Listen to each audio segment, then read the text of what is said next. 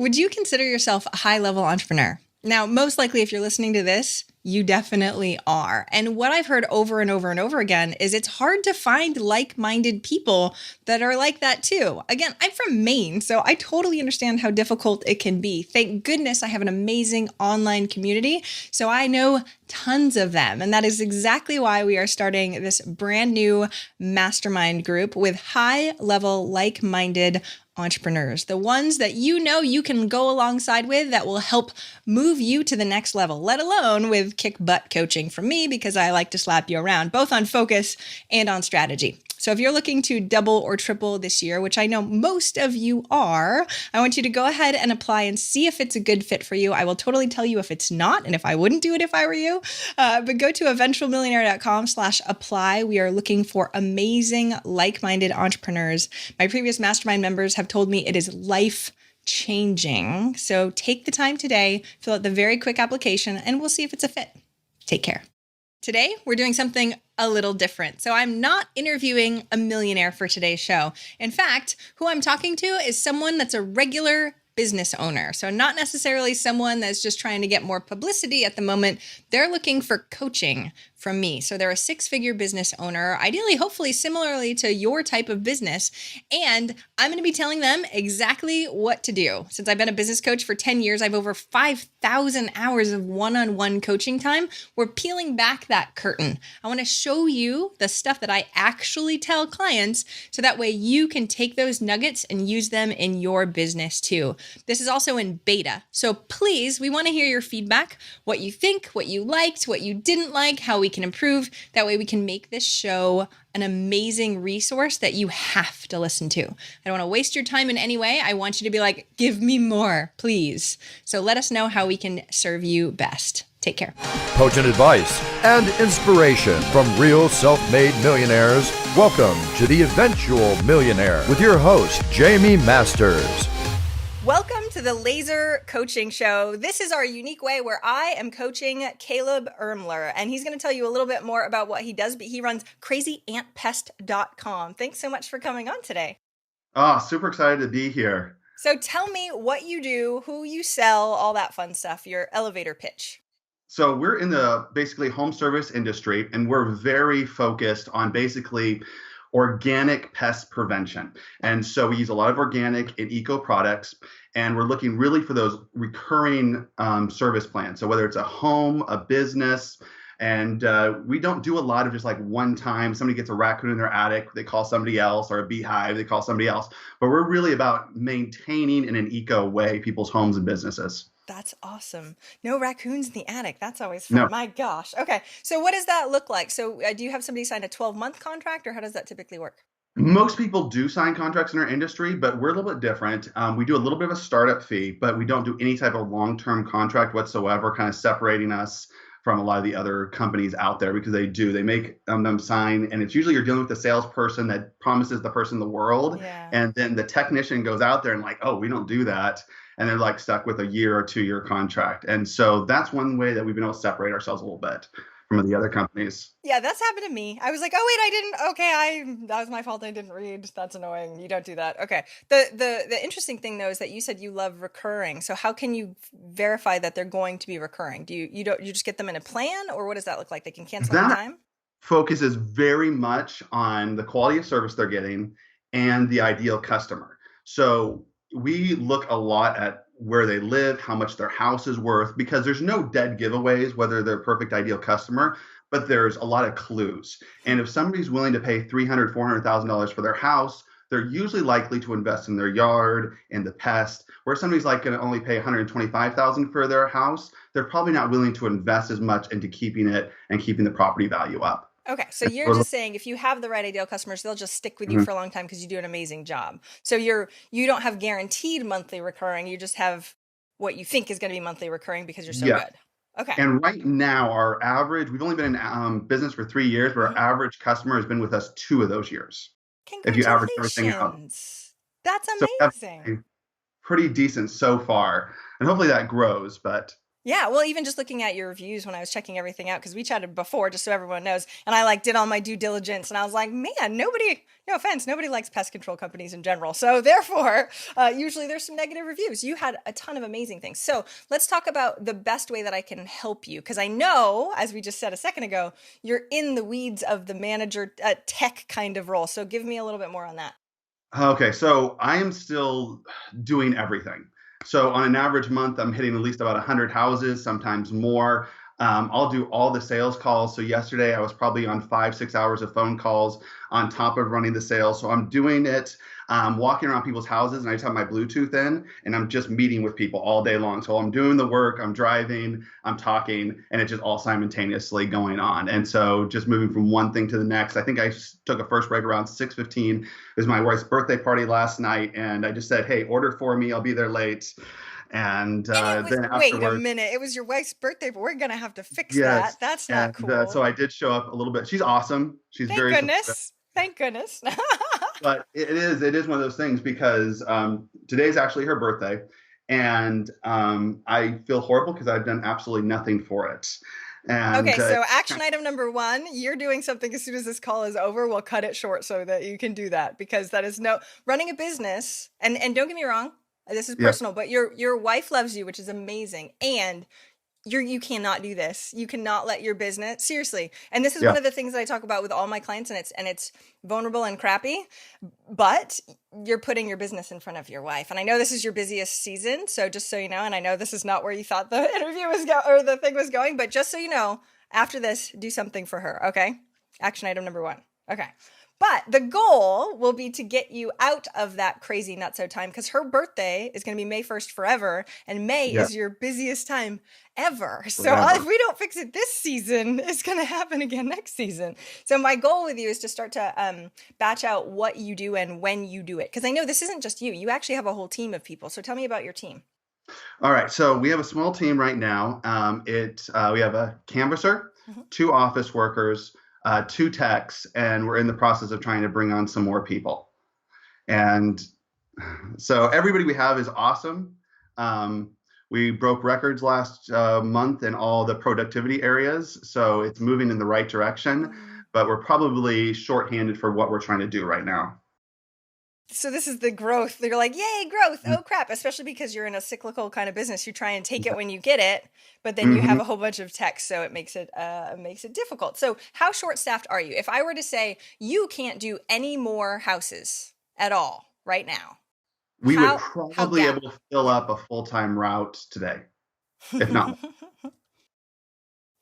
Okay, so how many houses can one full-time tech do per month? Per month. Mhm. About 175 roughly a month. Okay. And what you're saying is that because you've hit all the productivity stuff, there's no like wiggle room in the gaps of how many houses they can do. 175 is a really solid number.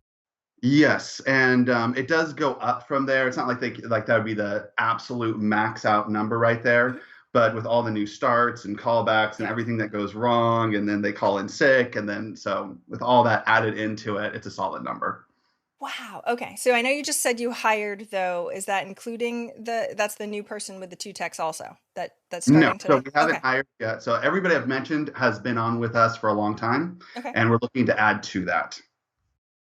Yes. Okay. As you should. So you said something about doing a ride along. So I'm wondering when this gap is going to lessen, because your cycle goes from May to what is it, end of August or September? Yeah, October. It October. actually does really strong through October. And out here in California, nothing ever goes away, but it peaks. Like you have all the stuff that comes out overnight and everybody's getting infested. Yes. And that's what triggers the phone call. And Like, hey, everybody's like, crap, oh no, there's bugs. Ah. exactly. Yeah, which is a wonderful business to be in. Not the panic part, but the Mhm. need for you. The problem is that they feel like they need it right now, and you want to be a good service person. So let's actually Yeah. batch out May to October. So what do you already have planned? How many people are you already planning on hiring? So there's 2 people in the pipeline right now that I'm hoping to get on, another salesperson and another tech right now. And if everything goes well, it'd be really great to bring on another tech toward the end of the summer, if possible. But it's all connected together, which is nerve wracking because you're like, okay, I have to hit these sales to be able to get this person, and everything has to be timed right. And then that's, of course, that we can find these people to put in these spots. And then in our industry, you have to be trained. And so you have to be licensed in California background checks, which can take 60 to 90 days if the person's not already licensed. So it's timing everything. And then hopefully they work out, or else you just spent $6,000, $7,000 on somebody that didn't. You're like, yay, go business. Okay. So the interesting thing is if we get one other person that's in and they can take 175, that was when I asked you the question, how many would you actually have if you did nothing, and you get that 175 person, can you then do sales more? Yes. Because you would actually have a lot less. Okay. Yes. So we're gonna hire the tech first, and then you'll probably bulk up the sales, and then you're hoping to give off the sales for afterwards. How many hours though? So wait, I have your hours list here also. How many hours are you actually doing sales? Because there wasn't that many. No, not at all. So if you see, it's a very, very small part, and it's usually simultaneously. So as I'm doing services, I'm making calls. I'm constantly making calls as I'm doing the work. And so it's almost like goes in together. Okay, so you're the best employee ever. Nobody's going to do that for you. You need two people to make one of you. How lovely. Okay, so the question though for us is to go, okay, well, we need to get you out of the tech first, because looking at this, I mean, you're doing 20, well, this was on your off season. You're doing 20, 30, probably 40 hours a week of actual work in people's houses. Okay. Yes. How soon, if you hired this person right now, would they get up to speed? If it's somebody that's licensed, like we have the ride along tomorrow, 2 weeks, we can put them in a truck. If it's not somebody that's licensed, it takes 3 months. Okay, well, we only want to hire licensed people if we're in our so and this is the thing. So one of the pieces of advice that I give to you and anybody else that's listening is to always have someone on deck. So you continuously, especially for somebody that's got such a fast growing type company, you should always have your ads out. So where did you find this specific person? And they have their license, I'm assuming. Yes. Okay. So this one is kind of one of those friends of a friend of a football coach, tech guy that, he left the company that, so he was, this coach, his pest guy, he loved him, but he quit the company. And so he called him and said, hey, wherever you go, that's where I want to sign up for. Aww. And so that got back to one of my technicians. And so one of my technicians told him to apply for us. And then he gave me a call and I interviewed him yesterday. So it's like, but we have signs on our truck saying not hire, Indeed. Okay. We just put it everywhere. Have you gotten a lot of good responses from Indeed or no? Yes. So that's where we probably get the most amount. Okay. And we probably get 5, 6, 7 resumes a day. Out of the 300 applications, probably about 15, 20 of them have been licensed. Okay, that's annoying. Okay, so in your setup process for that, you have your secretary actually going through those resumes, so you don't have to worry about those. She sorts through all those, right? No. Okay. Okay, writing this down. Okay, so number one, what I would do is this person that you're doing the ride along with, yes, ask them if they know anybody that is already licensed that is amazing that you can steal. Okay. So that's number one. Before you decide to hire them, because they actually might know people that are really amazing, even if they suck. Just as a side note. Okay? So ask the new ride-along guy while you're riding along, okay? Because if we can, and not that saying that we're going to hire 2 right away or anything like that, but I want somebody waiting in the wings that we know is licensed that we might potentially want, or maybe do a ride-along even though it's not totally open yet, and you can swing them in. Does that make sense? Yes, that actually hit a big chord actually with me, because I take so many guys out, and then once I get in the truck at about hour 4 out of hour 5, all the stuff starts coming out. Like there's no filter. Yes. And, use that wisely.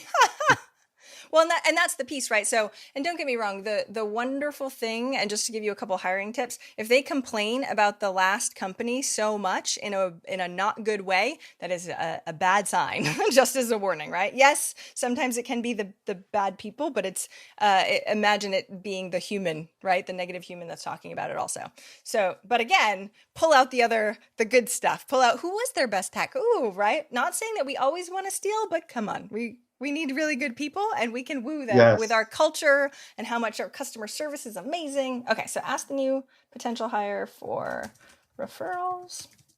Okay, great. Now, I just want to cut your timelines down, because that's the thing. Because in general, if you have all these timelines, even if we batch them all out, you're going to be like, okay, we're going to be all set in October. I'll die this summer, but, we'll be good, right? Okay. So then the other piece though is give your secretary the work. Like she should be doing almost the entire beginning of the hiring process until they get to you, right?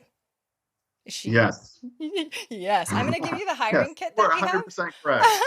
Yay! Okay. So, and this is the other thing to mention, because we're going to block this out, but because you're the owner and you feel absolutely responsible for everything, that's the biggest problem. You actually have, and looking at your sheet, I know you have somebody that could be a potential manager, but you have nobody else in the company that has responsibility.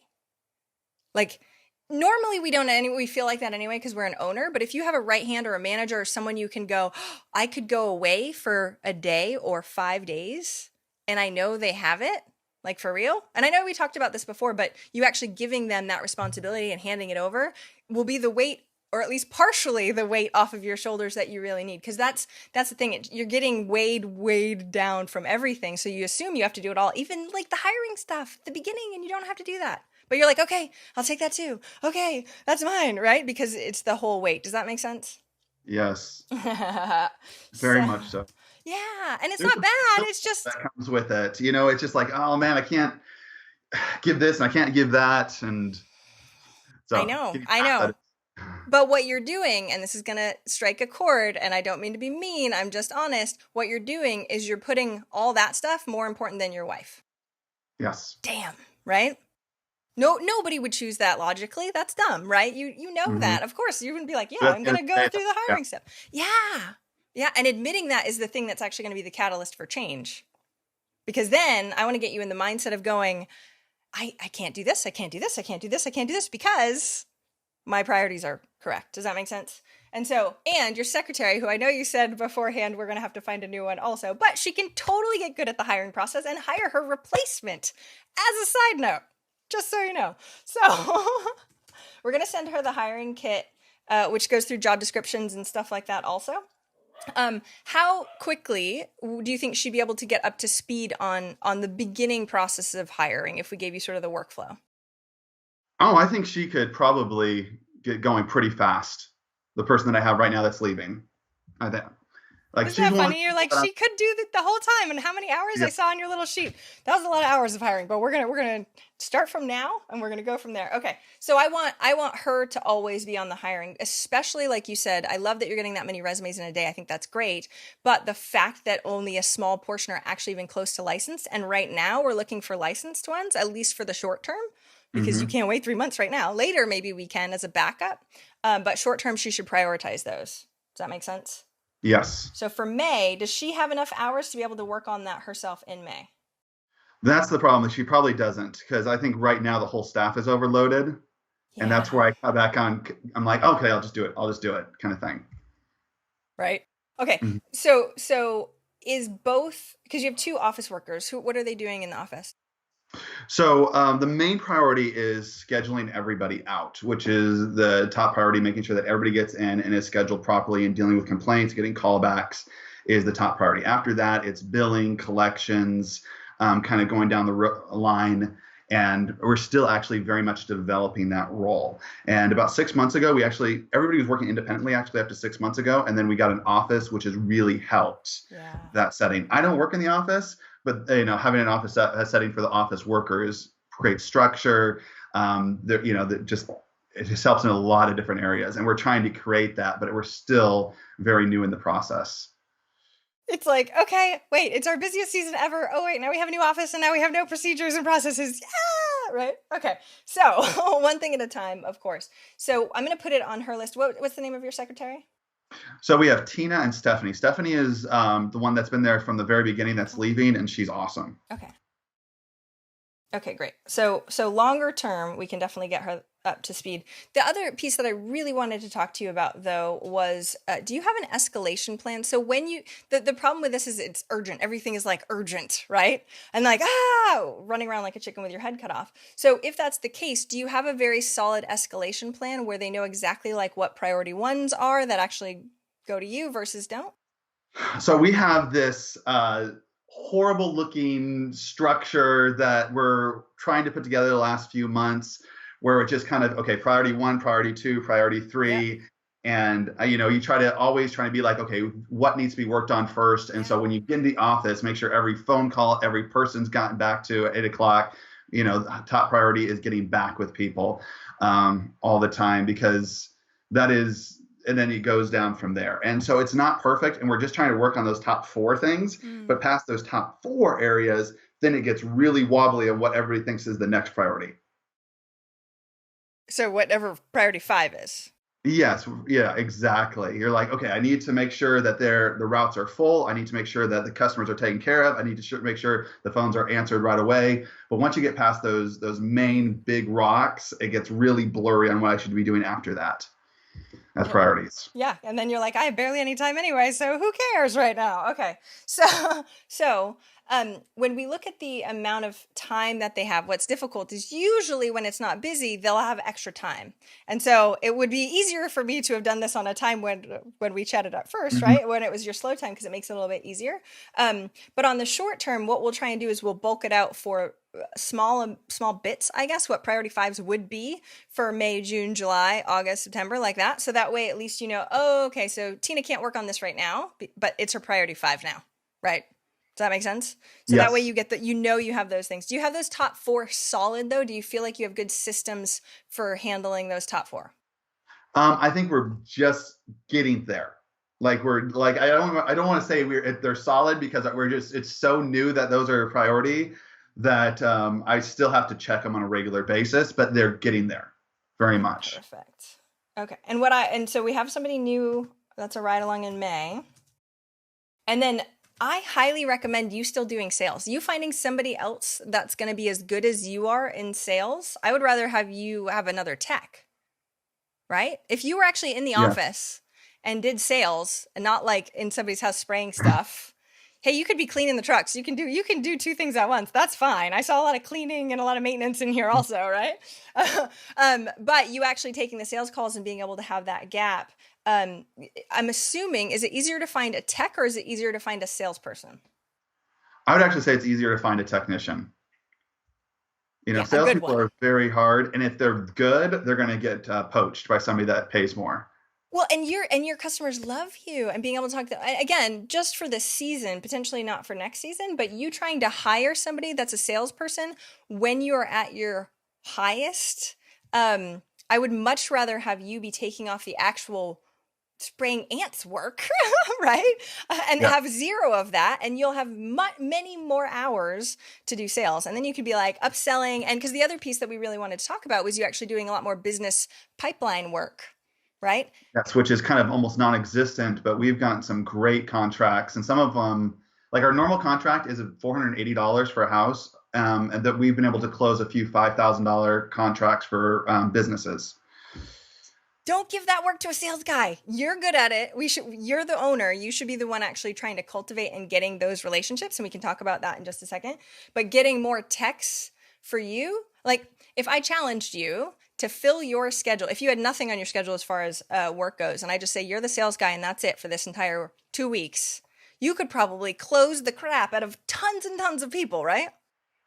Yes. You're giddy. You're like, ooh, that sounds great. But you don't have any techs to fill it yet. So we gotta get techs, right? Well, the more time you have on a sale, the higher the close rate is. But when you're like, I have 3 minutes to close this sale, it really hurts the closing rate. Yes. You're like, and I don't care about you. Click. Right? But you're good at sales. I mean, looking at your numbers and stuff like that, you're the only sales guy. And when I was looking at your stuff, you're like, that should be the last to go. Yes, that should be, to me, at least for now, that should be the last to go until you formalize your process also. Because the other thing is there are all sorts of SKUs of different types of salespeople in general, right? And you're like, okay, I want them to teach your process. In reading all of your testimonials, you are so kind, you're so caring. Like everybody was gushing about how awesome you and your team was. It will take a little while to find somebody who aligns with that and your company values and is badass at sales that's better than you. Yes. Just saying. Now, don't get me wrong. We can start to look for them, but I wouldn't bank on that because that'll just cause you more frustration. Okay. I would much rather hire 2 techs and then give you the time and space to be able to start actually doing stuff. And then moving that Brian up into the management role. If you got 2 techs and we moved Brian up into the management role, how many, and I know it's a cash flow thing, we'll talk about that in a second, but we're just daydreaming on how amazing this could be, right? What would that look like for how many hours you would have to work? What's rough with that is Brian is amazing. He's one of the top like commercial and residential guys. I don't know if he has the ability to organize like other guys and do that. So that's what's really rough about moving him. The other guy would make a great manager, but he's not even full time. Well, that doesn't matter. Okay, really? He was 32 hours, right? He's 24 right now. Okay. Occasionally he does 32, but yeah, between 24 and 32. Okay. So manage you're just on the saying, days he's here. What was that? So have him manage on the days that he's here. Well, even if we could just get him to, does he have a specific reason why he's only doing part-time? Yes, he actually opened up a nonprofit food pantry. Wow, that's amazing. Okay. Yeah, it's you hard want to to say be like, no to I know, that, no nonprofit for you. You should work Right. for me.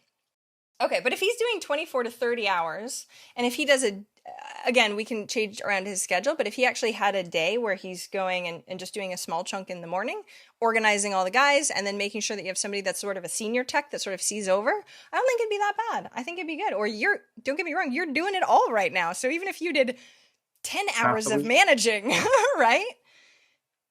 On the days that he's not there, it's hard to find somebody that you trust as much as you trust him that could be in a management role regardless of that. So even if he can only take 20 hours of your management time, I mean, you had a huge chunk of management time in here also, you know? And then you can manage the text a little bit easier. Okay. So I'm talking this out because it really matters on how quickly we need to hire and how many people we hire and what it looks like. Because it doesn't sound like you're having a lead problem right now. Not at this moment. Well, because, right? 5 minutes before I was on this phone call, somebody just saw the truck in my driveway, knocked on my door, and asked for service. Everybody listening's like, I want that. I want somebody to randomly knock on my door and say, you had a sign. No, that never happens. Okay. So, and I went over your SEO. I went over all your stuff. You have opportunity in everywhere, which is amazing, right? There's so many things. The website SEO side is embarrassing, but yeah, it's... Yeah, but what's so great about that is there's so much opportunity. Again, we can't even focus on that if we can't fill demand because I had you do the customer service surveys because your customer service is the core reason why people are with you. If you let that piece go downhill, that creates a reputation problem. And that's what we want to make sure we don't do. So going after a whole bunch of new leads, now bigger contracts, I'm totally cool with you learning how to do that side of things. But I just want to make sure that your customers are really well taken care of to the level without you burning out your techs. Yes. That can happen also, I'm assuming. Okay, so... It's the number one reason that licensed people have interviewed for us is because they felt burnt out at the last place. Okay, so and you're like, oh, we're not going to do that to you. Wait a minute, here, take 200. Thanks. Okay, so I want you to project farther into the future because this makes it less urgent. So right now, because you're in your most urgent times, it's like, but 5 years out from now, you're going to have a ton of techs, right? You're only been 3 years in. Can you imagine 5 years from now with all the systems that you'll have in place? Yes. I dream about that every day. I know. Well, and that's the thing. So what I want to do is I create a tether for that 5-year plan so we can start pulling it in, right? Because these are values that you need to be paying attention to when you're hiring. So if you know that on the service side you have stellar customer service, and on the employee culture side you don't burn out your guys on purpose, you're gonna have techs come to you like nothing. They're gonna be like, oh, everybody else left for them and he doesn't kill them. Yeah, he actually cares about them as humans. And if they see their wife on their birthday, right? Yes. Right? So what does that look like? And again, it's a cash flow thing. So we can go over some of those numbers for after too. I'm not saying front load too much, but you have such opportunity for growth that waiting on the hiring for some of the stuff is going to cost you burnout, potential people leaving. And that's not cool either, right?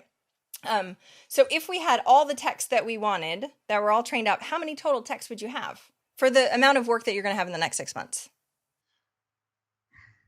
So I'm hoping that if we can hit our goals, which are aggressive, that we could fill out 4 routes and without me doing anything. Great. Okay.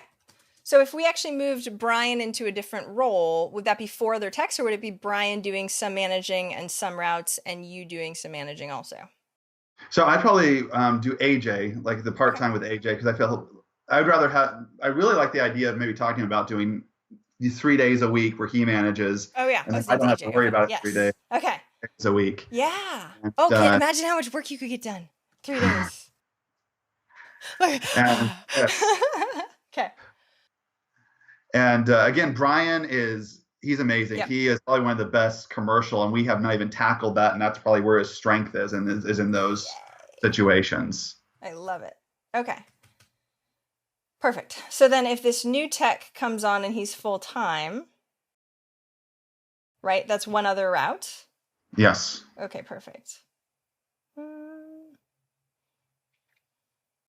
So you would need another tech anyway. You need to be looking for another tech even if this ride along goes well. Even if it goes well, exactly. So we did 438 appointments last month with 3 of us, Great. 2 of us being part-time. Wow. And a full-time is 175. And so that's where we're at today. And we're planning on my goal is to add 100 contracts this month. So, of course it is, because we love growth to the bane of our existence, even though we die a little. Okay, great. No, I mean, don't get me wrong. I love growth, but I love consistent, steady, regulated growth as best as possible. So when you get those calls that don't seem like they are your avatar and the house, I would rather have you not sell that. I want somebody that's not going to be like a Groupon kind of person going, oh, and that they were cheap and they're okay, and now I never see them again, right? Yeah. Like you're in this for the long game. So make sure when you are doing your sales, you're really pre-qualifying them a little bit better. And when you have the time to do it, it'll be easier for you to actually do that. Okay. This month. Yay. Okay, so in May, we're doing the ride along at least. Does Tina I want her to work on this other tech hiring. So we can put it as a P5 for her. That's okay. But her getting that skill set so that if it takes right now you can't do it. You're not going to put it as priority 1 because you've got people calling you while you're peeing, I'm sure, right? Like there's no other spots for you to do anything. So the hiring is just going to slip down to the bottom anyway. Yes, exactly. So most of the time it's like when resumes come in, I'm looking at them maybe 10 seconds. Are they licensed? That's the first thing I look at. And if they're not, I pretty much just close them off. Have Tina get all the resumes, and she just puts the licensed one in a folder for you. That's the only thing she would have to do. You don't have to train her on anything. Just it goes to her. Is it licensed or is it not? And then you can actually look at them if you want. Like that would take 2 seconds. Deal? I like it. Okay. It makes. I would love for her to actually do a 15-minute call too and teach her how to do that. But again, that's just it will probably take 2 hours at the most from her time. Just so you know. Mm-hmm. Okay. Because this is the other piece, right? It's not that much time. It's just because you have too many cross priorities. That's what makes it feel really overwhelming. Okay, so in May, we'll have the ride along. Hopefully they're good. We will all cross our fingers for them. Thank you. Okay. And then we talk to AJ about the managing. Ask him if he's willing to do 1 extra day for a short period of time, for like a month or 2 months, if he is. Just to help you get through the wiggle room of what this looks like. So you can go to your wife's birthday. Do you know what I mean? Like 1 extra day, or even if it's 4 extra hours or doing 32 hours or something, and then really show him the management side so he can start pulling the pieces away from you. What you really want to do is protect the owner, right? And what has a tendency to happen is the owner's like, never mind, move out of the way, I got it. It's fine, right? Don't do that. Stop it. If he's technically made the manager, even for before you talk about salaries or anything, even if you're just like, okay, can you just be responsible for these 3 things, right? Mm-hmm. That's going to give you protection. So you have time and space to actually think about things, right? To actually go, oh, there was a contract over there with a business guy that I just ran into, and he was, I should reach back out to him. Oh, wait, $5,000, right? So even just having a little bit more wiggle room space. So I'd ask AJ about a few more hours, but put a deadline on it because he's not going to want to do that forever, like a month or 2, if he's willing. Just check in, because we don't want to burn him out either. Okay. Then we have the techs. You're still doing the sales. What are the other pieces that we had on this list? Where did it go? Was really going over the business pipeline and what that looks like. Do you already know what you would do? If you actually had time to work on the business pipeline, what would you do? This is the part that baffles me a little bit, because I think there's so many opportunities. I get into this decision, deer in the headlights. I'm like, there's so many paths right now. Yep. Which one is worth investing in? Because it's like gambling. Yes. So I have like 4 or 5 ideas, but I don't know what's the most potential is in those different areas. Okay. One area that you mentioned was the fact that our website, our SEO, all that stuff is horrible. I hired a guy last year. I really liked him, but I didn't see any improvement. And it was $4,000, and just gone like that. And we're still, still, woo! What a good test. Yep. I've heard that before. Yeah. Okay. And so I feel like it builds anxiety, because if you choose wrong, you just wasted a month of your time and $4,000 or $5,000, and you're better off not even going down that path right there. So basically what I see in front of me, I know is a clear path, but the next step, I'm not really sure what that is. Okay. So let's go over it. So business for now, because in marketing in general, technically everything's a test, right? Whether it's the guy you hired, you're testing him and you're like, nope, that one didn't work. But you're also testing what works for your avatar specifically, right? And is crazy that yours isn't a part of a franchise, so you don't have other people to ask on their stuff. Okay. Long term, I would think about getting a mastermind group of a bunch, because you're so location based. You could have a mastermind group that's 5 members that are all pest control companies in different areas of the country. And that way, when you do one test, like, oh, I tested this SEO guy, don't use that. But I tested this SEO guy, he's amazing, and everybody uses him. So that way you can sort of bulk out your tests and go, ooh, you know what we did for business? We did these 5 things and that worked really, really well. And then you guys do that too. Does that make sense? Yes. It's so much. You're doubling, you're stacking marketing tests without you having to have the risk, which is wonderful. Does that make sense? So we'll send you that. Again, you don't have time to do this right now. You will be doing this during the off season when everybody else has more time. So it won't be until October. I'm going to write it in November. We'll send you we have a mastermind thing that we can send you on how to set one up. It takes like 2 weeks. It's really not that big of a deal. Most of your people will be like, yes, please, we need help on this too. Set up with other. Okay. So on the business pipeline though, going back to that, what do you think would work? Like just those 4 or 5 ideas that you actually had, just list them off for me so I can let you know. Okay. So one of the ideas that I'm trying to put into is getting just more video content out on the web, create a presence in a local environment. Some of it on the sales side is just, I haven't done anything with networking locally. I haven't done anything with being at events. We have a lot of farmer markets where 20,000 people come out every Friday, but just getting set up at things like that. So if you're talking about like just me taking over sales and some of the opportunities to get in front of people in that area, that's kind of what's going through my head right there, is connecting with more business owners in the community, and then connecting with people one-on-one at large events. How did you get the other? So you said that $5,000 contract. How did you get them? Okay, so that was bizarre. I was trying to go and I was treating a condo, and I couldn't get into the condo. And so a guy drove up, and he was the president of the condo association. And so we talked for like 3 minutes. And next thing I know, he's like, hey, we're going to put it up for a vote. Can you send in a bid? I sent in a bid. He approved it, and we were good to go. See, yes. Okay. So people love you. So this is right. So you getting in front of other people and having that time is really awesome. Are you part of like the local chamber or anything like that either? Nothing with networking. Okay. So because you don't have time, I totally understand. So there's enough. We have about 1 million people in our area. So if I had time, I could seriously probably go to a lunch every day with another group. That's awesome. Okay. So let's talk about not May, right? If we were to have AJ do a little bit more management and this tech work out, hire the other tech, even without that, you should be able to squeeze in some form. The problem that we have is that now marketing in general goes to the bottom because you're like, I have so much going on, which makes perfect sense, but you're losing opportunity cost. The gap of testing something and going, hey, did joining the chamber actually work? Did going to this event actually work? You don't have that. Hence the reason why I said create the mastermind group. But if we can't even do that until November, then you're going to have some issues on trying to squeeze out what we can do in the time that we have, right?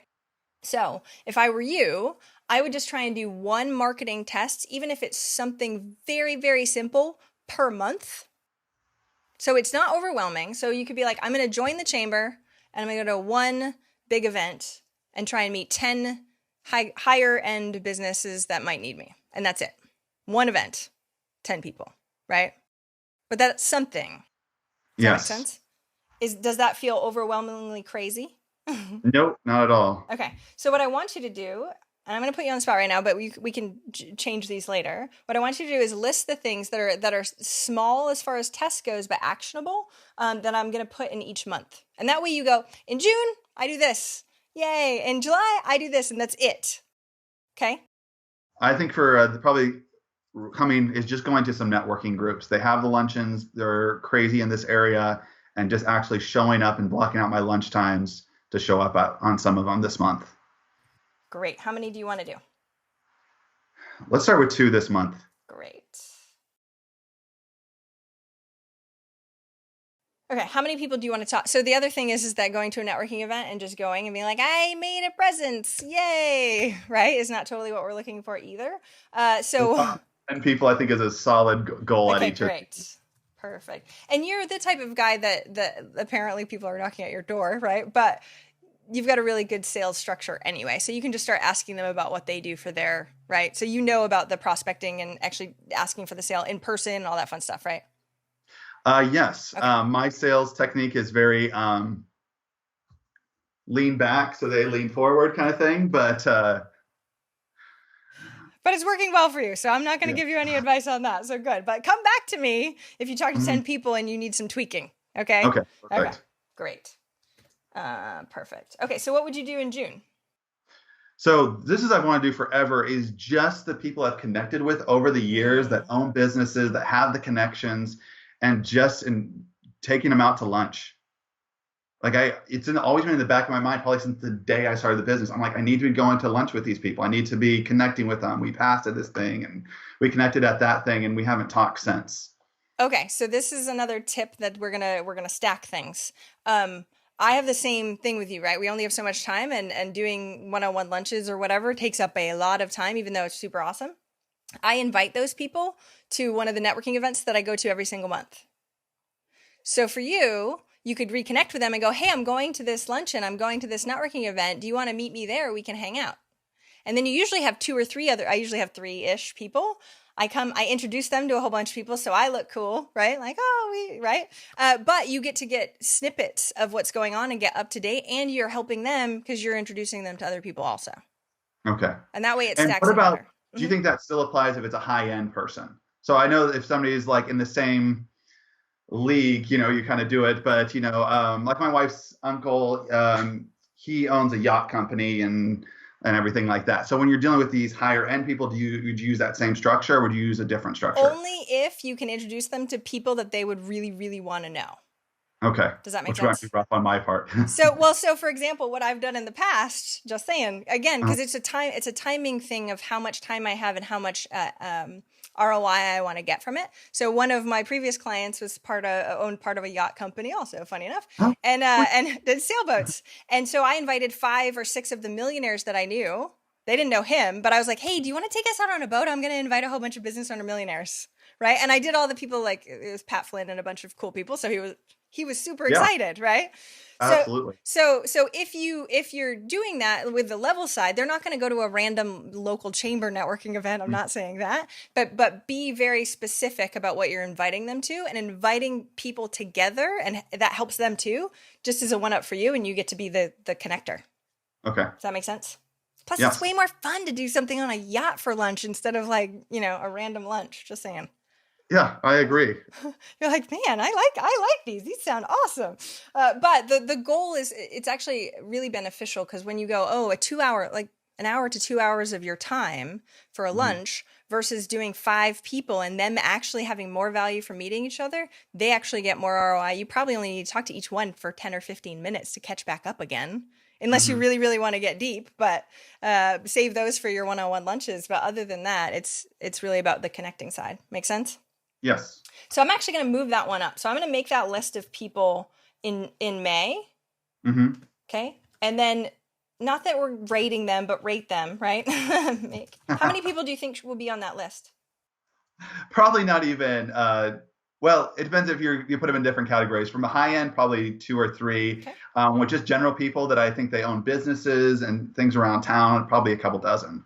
Great. Well, and that will make so much more sense if you can find a couple networking events that actually work, where you're like, these are stellar networking events. You should go to this one with me, right? Does that make sense? Yes. Okay, cool. Yeah. And if there's if there's only 2 people, we need to work on getting you on the higher end, right? Networking side. I love it. But when you have more time, we can totally go over that then too. So, but like you said, getting 1 or 2 is now the time that they're actually doing those, as far as the cycle goes, now's the time they're doing bids, or is it usually earlier in the season? So with commercial, a lot of times with everything, it almost starts on the beginning of the year. Okay. On that side of things. So, but everything is different. It really is. There's no. I have a landscaping company that I worked with for many, many years, and it was like, oh, they just screwed, the other company just screwed up really bad. Let's go over there now, right? Like we know they got screwed, right? So I get it that they're, who knows, but the goal would be really to go through and start that now, because we can't get that time back from the networking when they are ready. Because what we want to do is, because you're so good at the consumer side, that seems pretty easy to level up, right? If anybody meets you, they're going to be like, yeah, I mean, they knocked on your door, right? Especially because you've got the organic niche. But some of the other ones are going to take a lot longer as far as networking goes, and touching base and touching base and touching base. So I would definitely start with the small hanging fruit, which is the people that you already know. Like you said, you could probably clean up a lot and hit your goals probably a lot easier that way on the short term.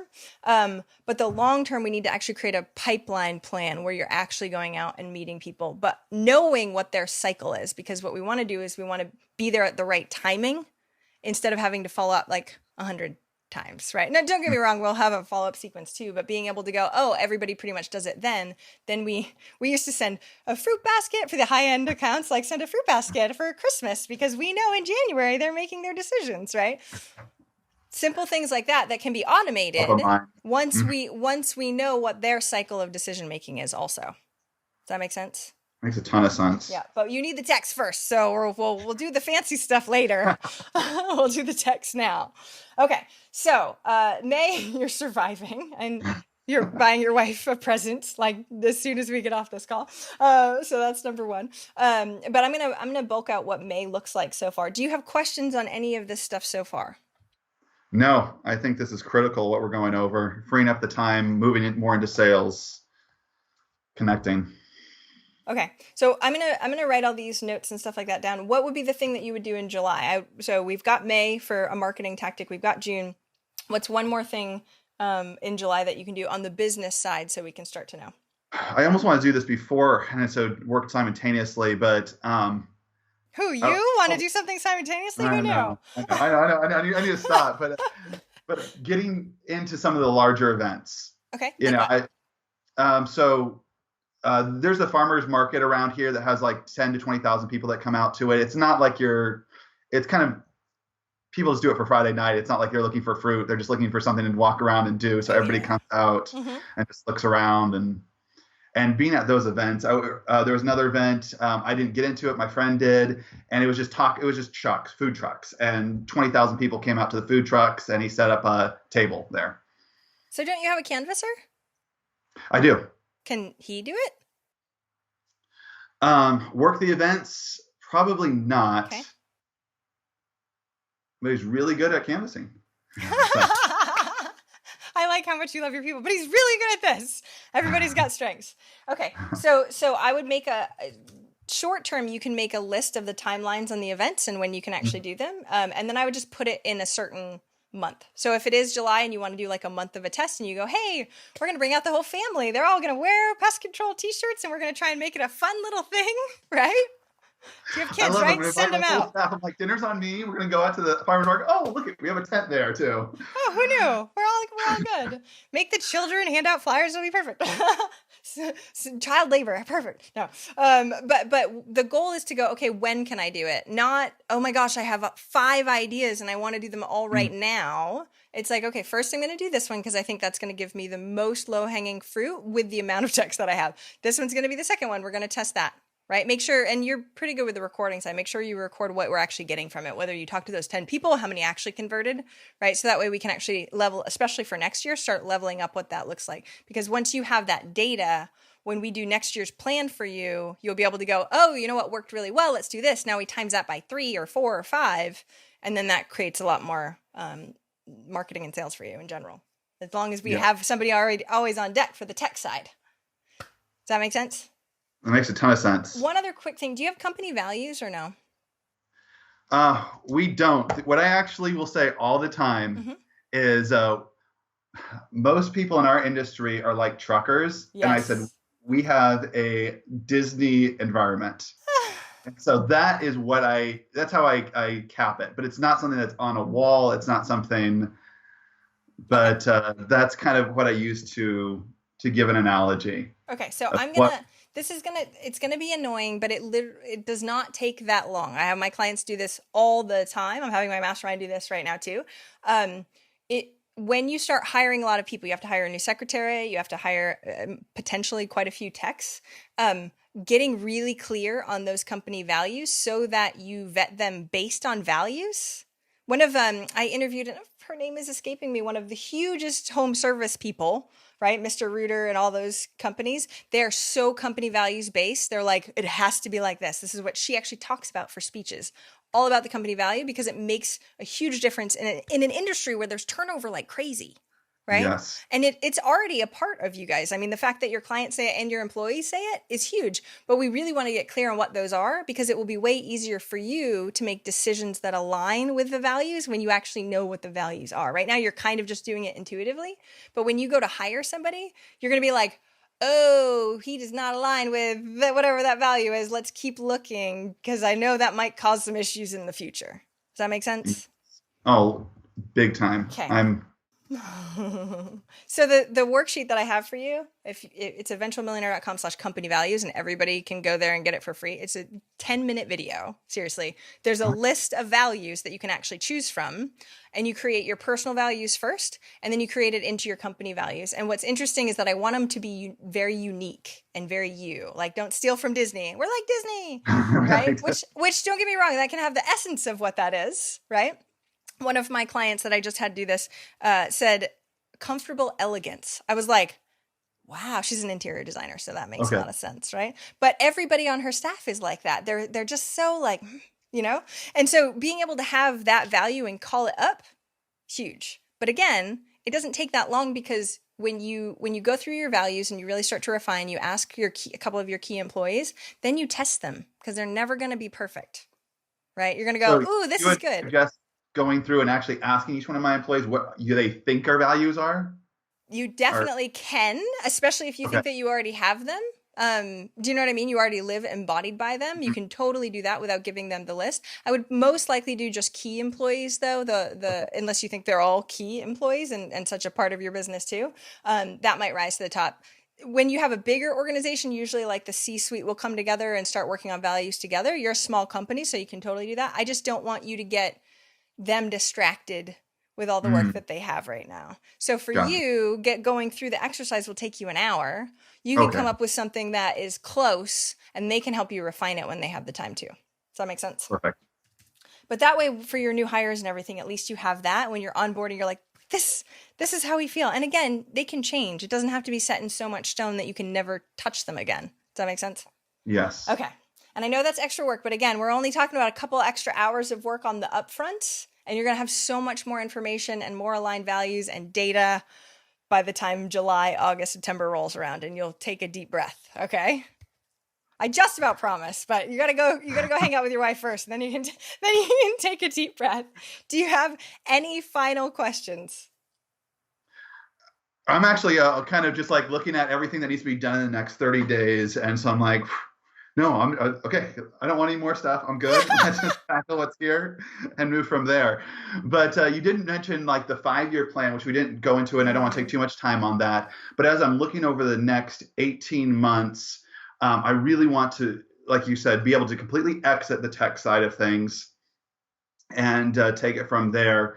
Is there any final things that I should be looking for in that next 18 months? I know 90 days is the key goal right there, but is there anything in the far 18 month side of things that I should also kind of keep in the back of my mind?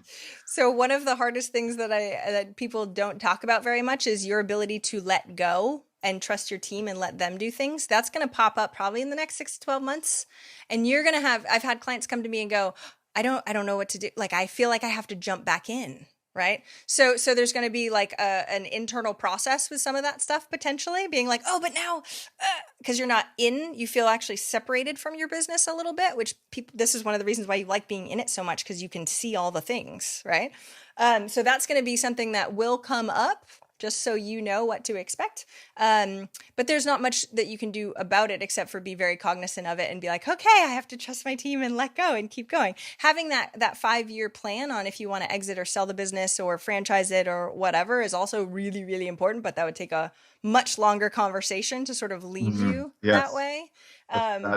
Yeah, because you have such short-term needs right now, because you can't at this level do anything else. I wouldn't worry about too much, but we're gonna check in with you in like 3 months anyway. Hopefully you could be like, it's working. And otherwise we can talk about visioning and actually setting goals for 2-3 years out and then backtracking it. And that way you can actually make your marketing tests align with what the goals are that are going to be out there. But again, you're juggling too many balls right now. So let's just work on the ones we got. Okay. I love it. So yeah, I would love in the future franchise, open another branch, but you're right. Unless this is a branch that you can actually use as an example of how everything runs, everything's in place, nothing else matters. Yes, but that could totally be the next goal, because I think that's amazing. You'll need all the systems and processes in order to start another one anyway. Then we'll be good.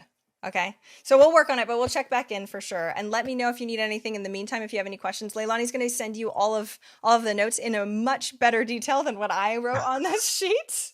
Okay. But that way, at least you can check things off your list. So that way, when you get them done, and again, it doesn't have to be the next 30 days. It can last 60 days. Don't feel bad about that. But I would create a deadline date on when you actually do it. Because what has a tendency to go is, I just spent this much time with Jaime on my wife's birthday. Things are busy. I totally sort of shove everything under the rug for the next 60 days. And what did she say again? I can't even remember. Where did those action items go? Okay. Don't do that. Okay. Make it happen. Put deadlines. Put a deadline. Yes, and we're gonna follow up. So, you got implied deadlines from us anyway. Lucky you for saying yes for this. Awesome. Everybody, make sure you check. I appreciate everything. Definitely check out Caleb's site, especially where in California are you? So, in case people are listening to this there. Fresno, California. We're right in the center of California. We're within 3 hours of everything, but we're in the middle of nowhere. So. But if you have ants or other pests, Crazy Ant Pest Control, crazyantpest.com, right? You've got it. I got it. Crazy ants. Thank you so much, Caleb. I hope you and your wife have an amazing birthday today. Thank you so much. I really appreciate it. Thank you for listening and investing in yourself with your time. I so appreciate it. And if you enjoyed this episode, I would be forever grateful if you would be willing to leave a rating or review in whatever app you use for your podcast. I know that's what really bumps it up in the rankings. And I would so appreciate your time, especially if you've been a long-time listener. But of course, if you like this episode and you're brand new, thank you for being here too. Have an amazing, amazing day.